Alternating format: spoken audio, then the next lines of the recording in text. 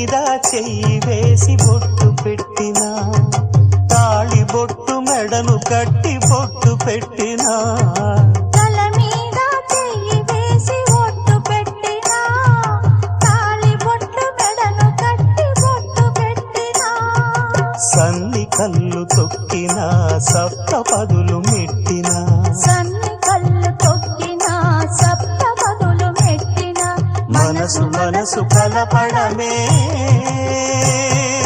మంత్రం పరమార్థం. శ్రీరస్తు శుభమస్తు, శ్రీరస్తు శుభమస్తు. శ్రీకారం చుట్టుకుంది పెళ్లి పుస్తకం, ఇక ఆకారం దాచుతుంది కొత్త జీవితం.